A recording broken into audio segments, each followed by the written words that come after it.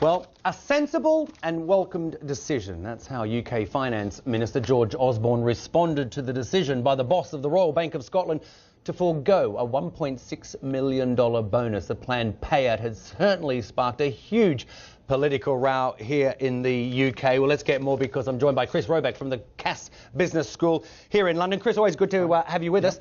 Let's start with this. So we're talking about Mr. Hester here, the boss of the bank that's majority owned. 82%, I believe, by the taxpayer, the UK taxpayer.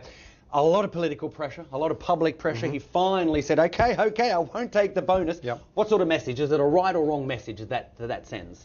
It depends who you are. If you're Mr. Hester, it's obviously the wrong message. If you're in opposition, it's the right message. If you're the government, it's probably the wrong message. If you're the public, it's the right message. This is the whole problem that we have here. We have the commercial reality of global banking crashing head on with public opinion in the United Kingdom, whipped up by various politicians and the media.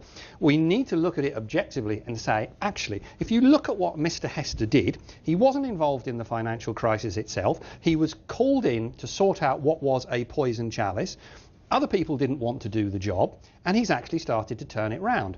And as we'll see, probably over the next few weeks, there will be other chief executives who will be announcing their remuneration, who will make Mr. Hester's remuneration look positively mean. Right, and some will say, perhaps you're talking about Barclays Bank here, but you know, some will say banks that didn't have to go cap in hand to the government. But if we globalise this, let me just ask this: how does something like this? I mean, what do the Americans think about something? Does this upset them?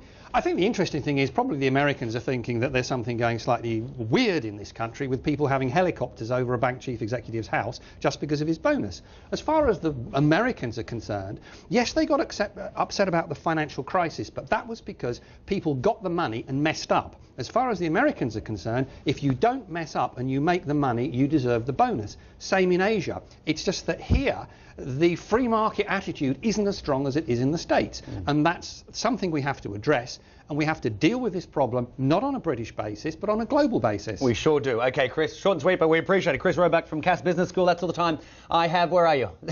Sport Today up next.